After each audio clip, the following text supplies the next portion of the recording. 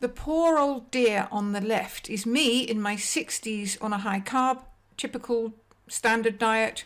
And the other woman on the right is also me, but on a high fat diet. Okay, have we got enough light? I don't usually work at night. Jack Sprat, ate no fat. His wife would eat no lean. Between them both they licked the platter clean. Do you remember that rhyme? We'll come back to Jack Sprat's wife at the end.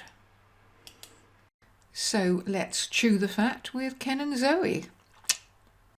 Hello, my friends. In today's modern world, we're given so many messages about diet and nutrition.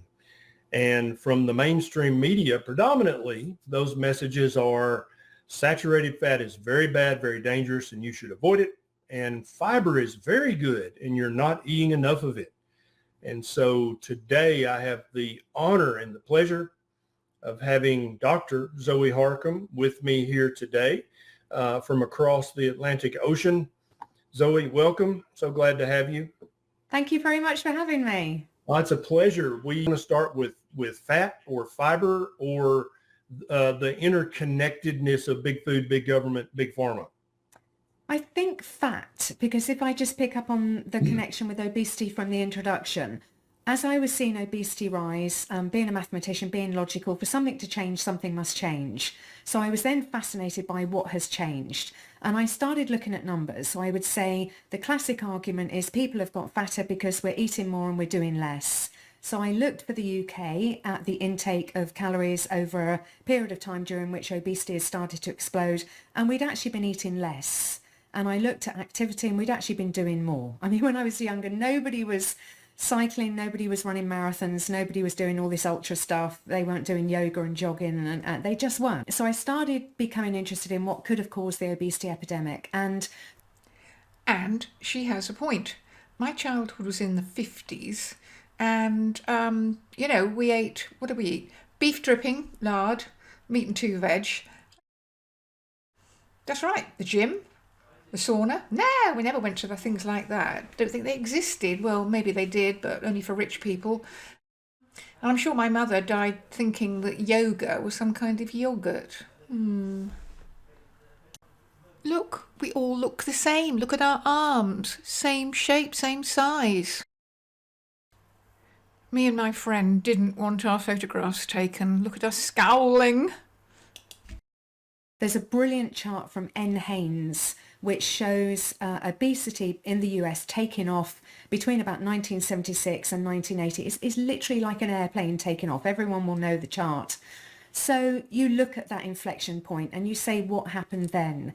Now, something really important happened then. And I set about exploring the hypothesis that that very important event was the explanation behind obesity. And of course, the important event was that our dietary guidelines changed, or more particularly, the US introduced dietary guidelines. That was 1977. He'd been on a Pritikin boot camp. He therefore thought low fat was the way to go. Nick Motton, who was involved in the setting of the guidelines, was vegetarian, so he had an agenda. And those were then embedded, what they came up with, in the dietary guidelines for Americans in 1980. And of course, they then get replenished or revised or whatever, not very much revised, just reissued every 5 years.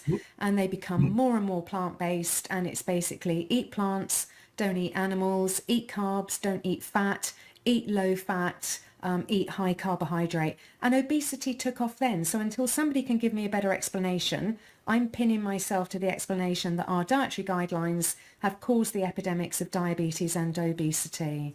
Yeah, I used to teach those guidelines and I used to follow those guidelines. And the result was very bad. I got fatter, morbidly obese, pre-diabetic, loads of things in the end. Took a long time. Why did I follow the guidelines when I knew there was something wrong with them?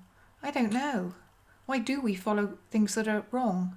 So UK citizens, I happen to remember that obesity rates among men and women in 1972 in the UK were 2.7%. Wind forward to 1999, and I do know these numbers, for men they were 22.6%, and for women they were 25, I think it was 0.8, but they were definitely the 22.6 and 25 something.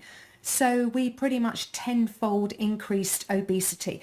Unbelievable how So let me bad get this straight. is. Although the USDA now My Plate guidelines, it says at the very beginning of the document that this is the recommended pattern of eating for healthy individuals.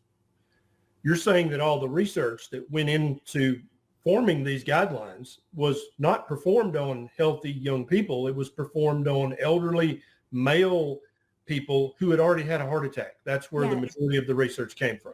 Yeah, not necessarily elderly. So I pulled out the page from my PhD earlier on. So they did vary in ages. I didn't pull out all of the age information, but some of them were very much middle-aged. So they might be 40s, 50s, 60s, but had already had a heart attack. No healthy people studied, no women studied. So when these dietary guidelines were originally set, and we haven't moved away from them, the totality of the trial evidence was on sick men, middle-aged or older. Now, I also looked at, just to be fair, all the epidemiological evidence at the trial at the time, and you had things like the Western Electric study. The most famous by far, of course, was the 7 countries study. Pulled all of those together. Again, there were 6 trials. Those involved more men. It was more like 30,000 because you're looking at a population. You're not actually doing an intervention.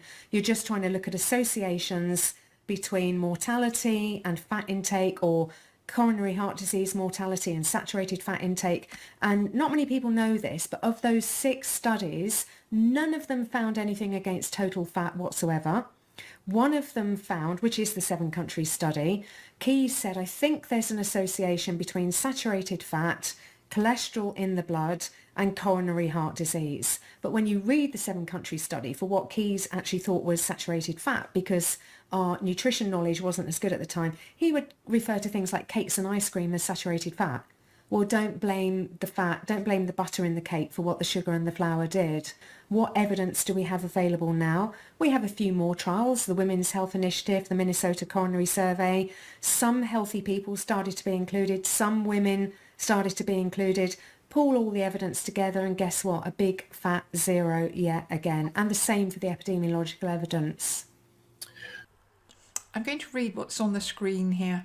Okay, I keep looking, but I cannot find any good, reliable, independent, repeatable data experiments that prove that fat is bad.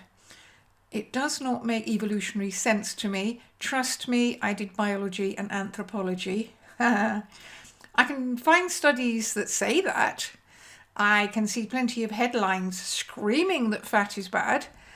But what I see is confounders, confusion and corruption.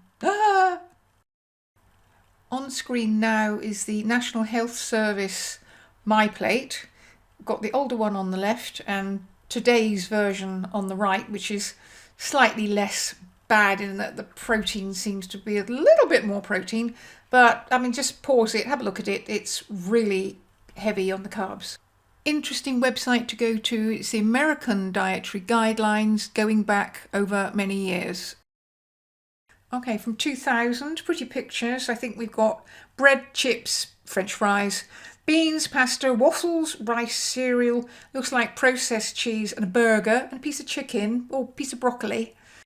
Just have a look at this. Notice how many times anything with starch and sugar in gets a mention. And of course, if you're going to have anything like milk or wheat cheese, make sure it's low fat. Oh, we've got oils there. I just want to talk about those oils in a moment. Before we get to the oils, I want to be as relentless about the carbs as they are. Grains, fruits, vegetables. Grains, fruits, vegetables. Rice, pasta, tortillas, whole grain bread, accompanied by plenty of fruits, vegetables. Oh, and don't forget, beans get a mention down there as well. This is advice from Diabetes UK not to eat too many biscuits, crisps, chocolates, cakes, ice cream, butter and sugary drinks. These sugary foods, excuse me, but Butter is not a sugary food, don't you know that? Do not donate to them until they can clarify the butter. That's a good one, clarify the butter. Going back to the lipids, fats and oils, here we have two different kind of factories. I decided to find the factory in that picture and I found it. And here's the sort of food that the oils and the other additives and things they produce for this food. Yummy. Look at it all. Carbs, carbs, carbs, carbs. It's like the Spam song, isn't it? Unlocking nature, they say. Back to Ken and Zoe. So it was pretty obvious in the 2007 plate that it was a box of Kellogg's cornflakes and it was a can of Coca-Cola. It didn't have Coca-Cola on it, but it was red. It was a can of cola. They're clearly telling people, for breakfast you have cereal, you don't have eggs, you have sandwiches, you have pasta, you have pizza, you have ready meals, you have potatoes. Base your meals on starchy foods. That message from 1984 spelled out has not changed in the last 40 years. So I have a slide that I get a few gasps from when I present it at conferences. And I take a raw steak because when you cook things, you change them. So we should always look at food per 100 grams in the raw situation. And it's one of the USDA steaks. So it's one of the ones from the United States Department of Agriculture All Foods database. It's not the kind of fatty ribeye necessarily, but I think I took a sirloin and then I present it as a graph. So I say, okay, raw piece of steak, 71% water, 71 of the 100 grams is water. So food is predominantly water, real food anyway, is predominantly water. That's right. Next thing it is 21% protein, 21 grams of protein. You've then got things like minerals and ash. It came down to about 7% fat, 7 grams of fat. And what people don't realise is that the main fat in meat is not saturated fat. It's usually monounsaturated fat. Right. And certainly if you add monounsaturated fat to the puffer, so you take the total unsaturated fat, it is always higher than the saturated fat. The whole thing is mad when you look into it. Fish has got more saturated fat and more total fat, oily fish, than red meat.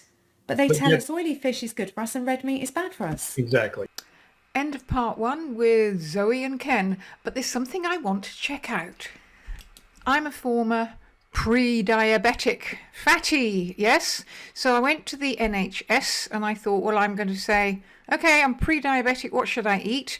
They took me through to Diabetes UK and these are some of the recipes they suggested. Now, pause the screen, look at it. Look how many carbs you're going to be getting in those suggested recipes, those suggested meals. It would really be bad for my blood sugar. I'd be fat and pre-diabetic in, I imagine, quite a short time.